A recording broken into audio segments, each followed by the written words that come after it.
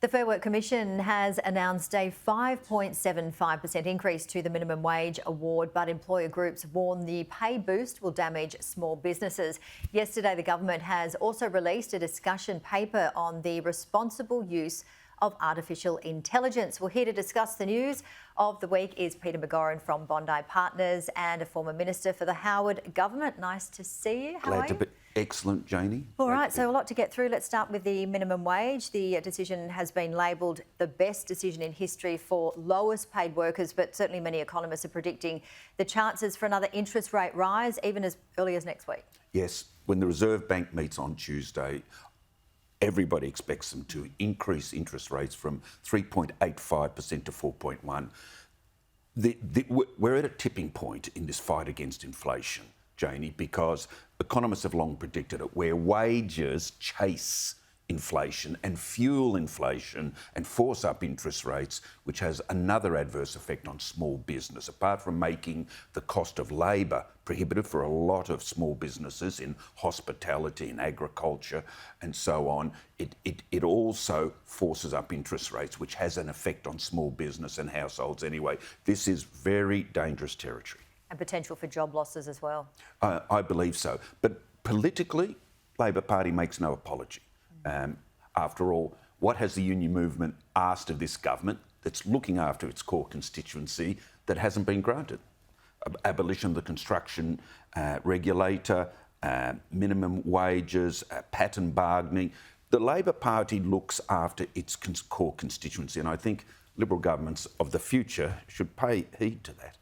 And will this not only affect minimum wage earners, but people on other award wages and the like? Yes, the biggest effect will be on interest rates and on job affordability. Can small businesses afford the same number or can they even stay in business? Because remember, they're under pressure too. The supply chain inflation costs are very challenging for them as well. Economists have long predicted we'd get to this point. I think we've got to it more quickly than expected because the Fair Work Commission's very significant pay rise of 5.75% to 20% of the workforce. And in terms of potential technical recession as opposed to a recession from the 90s, what are your thoughts? No one's quite expecting a recession, which is, of course, consecutive quarters of negative growth. It's hard to kill Australia. It's an amazing country.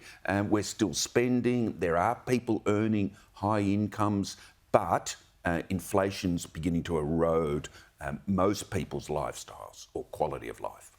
All right, AI. And this week, the Albanese government announced they're preparing to crack down on AI to combat the concerns that the tech companies could lead to human extinction and damaging misinformation, which we already have through other platforms. But yes, AI, people either love it or hate it. Certainly, a safe and responsible artificial intelligence paper was released yesterday. What are your thoughts on this and what the government's saying? I applaud it, Janie, but there is a bit of a feeling of a king Canute trying to hold back the tide. AI is all around us. Maps, Uber, your banking apps, that wherever there's masses of data, and it needs to be synthesised and immediately spit out summaries and information, we have AI. What the government's concerned about is, of course, where computers begin to apply the intelligence and reasoning of a human. And you can see that with ChatGPT, where you can speak to it, it can do emails for you, it can do essays, particularly cheating at exams. And so it's really where we move into the area of disinformation and distortion. But it's a big challenge to control AI. Yeah, well, and effects on potential elections and so forth.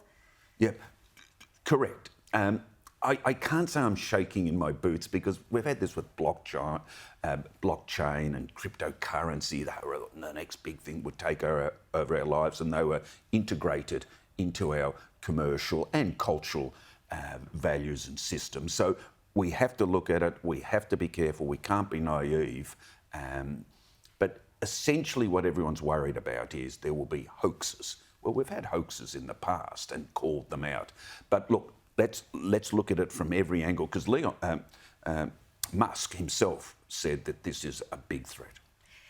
All right, let's talk about US President Joe Biden. The White House officials have confirmed that he is fine after his fall yesterday in Colorado, but many people are certainly posing that question again on age. He is the nation's oldest serving president, and if he gets into the next term, he will be 82.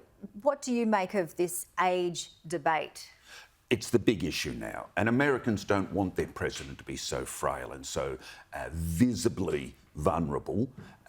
The White House doctor has come out and said that he has a degenerate spinal condition, which will explain his very stilted walk, which others, his critics, I hasten to add, point as evidence of a neurological decline. But it's very worrying to Americans, very worrying that they've got the choice between Donald Trump or Joe Biden. They are no more happy about it than the rest of the world. So the question mark is Biden still mentally and intellectually capable of the job? And you'd have to say, Jane, he scored a lot of successes. The midterm elections, he repulsed the Republicans and humiliated them.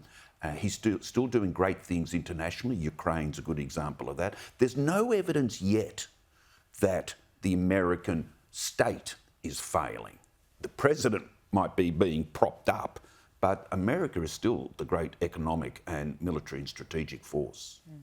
Well, he's certainly, very well known to have had a stutter since an early age, and that's a lot of his defence that we read about. And the age gap between Biden and Trump, 4 years.